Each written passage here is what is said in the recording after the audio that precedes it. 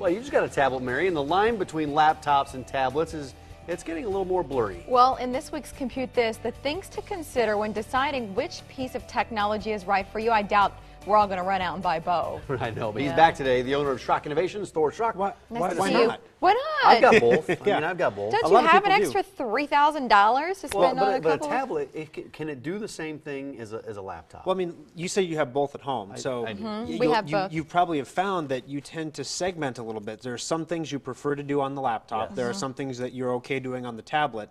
But if your laptop were to completely die, you could probably do most everything that you needed to do on the tablet. It would just be a major pain in the butt. To type. I mean, typing is hard to do on a tablet. It It's takes forever. documents, it's longer emails. Printing. Yeah, any of that stuff. Whereas the tablet is really nice because it's so portable. You can sit anywhere in the house. You can start on something. You can walk out the door with it, and then you keep working on what you're working on. But gosh, it's such a challenge. So we have a lot of customers, and I feel bad because on my radio show yesterday, I had somebody post at facebook.com/Schrock Innovations. Will you please go over the differences between laptops and tablets and which one I should pick. And on the radio show, I said, I'm going to get to that before the end of the show, and then the calls just ran long, and I never got to it. So I said, I got to do this for the blend so I can put it up on Facebook, and then they'll see it. Oh, great. But basically, a tablet is a closed device. When you buy a tablet, you're going to use the tablet for a couple years, and then you're going to pitch it because it's outdated or it's broken or it's cracked or dented or whatever the case may be. Your laptop is something, it's also a disposable piece of technology, but you tend to keep those a little bit longer because they're a little more versatile. They can be upgraded in some ways. You can increase the hard drive, you can increase the memory, you can get a little more time out of them. If you're a person that does a lot of emails, not just takes photos, but adjusts them, gets rid of the red eye, stuff like that, you can do all of this on a tablet. It's a lot easier to do on a PC, though, on a laptop or a desktop computer. So what we have is a situation at Schrock when people come in and ask us, which should I get? We ask them, what are you going to do with it? A lot of people want to use the tablets out in the field. They want to take them out when they're meeting with clients and stuff and use them for demos. Unless you get the right case for the tablet, that can be awkward because you're standing there like this holding the tablet. Take a look. Right here, it's just weird. And then you touch the screen and it turns off or something. Laptops are just as cumbersome in some ways, but the big difference is if you're using it for a lot of typing, if you're using it for image manipulation or productivity, creation of documents, then the laptop is going to be a better choice. There's a new category where it's the same thing. It's a tablet or it's a laptop, but it's one unit. Are those any good? The lines are getting so blurred. Case in point, Target has a great sale on the Wii U right now.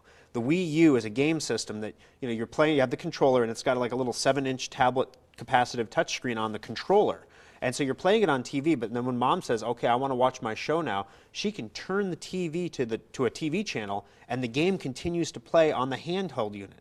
So my son can keep playing. The lines are getting so, is it a Wii, is it a tablet, is it a computer? He can surf the internet, he can shop on Amazon. We had to lock all this stuff down when we set it up. So he's out there buying new computers for himself or something, But the lines are getting blurred, and HP has a new unit out, which basically, you had this in the shop in a tablet form called the Asus Transformer. It was a tablet, a 10-inch tablet, that docked on a keyboard. Just like and it had a USB port. You could hook a mouse up to it or a flash drive, and it worked really well. Well, HP has gone in that direction now as well. They have a laptop that has a detachable tablet screen that you can carry around with you. That's like a hybrid. It's a hybrid, right. Now, the downer here is it's going to be running Windows 8. The amount, if you've noticed, if you look at the Microsoft Surface tablets, for example, which Best Buy is about to mark down $100 a unit because they're just not selling. They're not selling because the specs are so intense on them to run Windows. Windows is not a mobile operating system, and Windows 8 does a better job than Windows 7 did, but Windows 8 is not a mobile tablet-based operating system. And so when you try to put that on a tablet, you need more memory, you need more storage. It makes the tablet heavier. If you've picked up a Surface tablet, it's almost like you're holding a laptop. It doesn't feel like a tablet. And that's the biggest thing. When you have a tablet, you want to feel cool. Well, especially you want to have that tablet in one hand and hold it and read. And I'll say for women, if my tablet, now that I have it in my handbag, you don't want to be like all day long. Most tablets are light, and that's the no, but advantage that's of a the point. tablet. Yeah. As a lady, I don't want a heavy tablet in my handbag. Now, did you get a 7-inch or a 10-inch? I don't know. Is it little, like about that big? She got an iPad. You got an iPad. Well, there's two iPads. It's not the mini. Okay, not the I mini. don't So know you have how a big 10-inch iPad. Yes. Yeah. They are a little bit heavy, Yeah. but one of the things about the tablets is there's a new form factor in the middle coming back. It's the one that I love. Samsung made one. It was the 8.9-inch screen. I don't like the 10-inch tablets. They're too That's too heavy. big for you? They're too heavy, and if you want to read on them or read for an extended period of time or browse the web or something, and you hold it in one hand, your wrist and your hand gets really tired and your thumb starts slipping and touching the screen, so you have to hold it with 2 hands, and it's really kind of cumbersome. Whereas like a paperback book or a 7-inch, you can hold that with one hand. It's about the size of a paperback book. But the screen is so small that a lot of the stuff, the content's not formatted to fit the screen, and the text is so small. And that's really one of the problems that people have with tablets. When you're using the tablet, the text has to be so small on a 7-inch tablet to fit on the screen.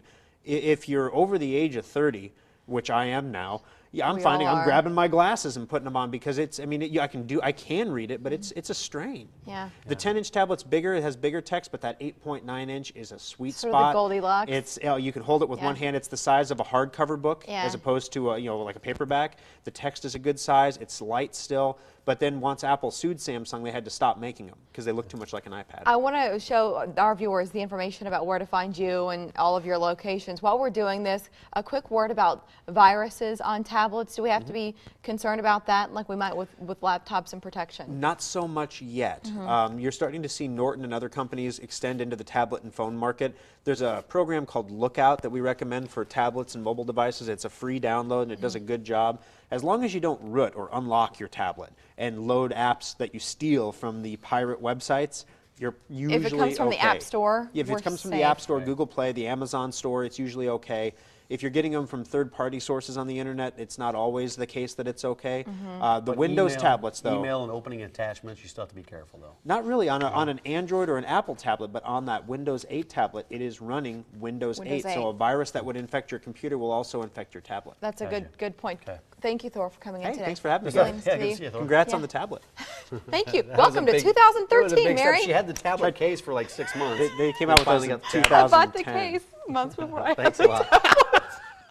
I know. So yesterday, the snow was melting. It's going to melt. Summer's going to come, and the camps for kids, they're fun. So too is Zeus, the doctor adored. See what you'll find this Friday if you're bored. Yeah, she bought the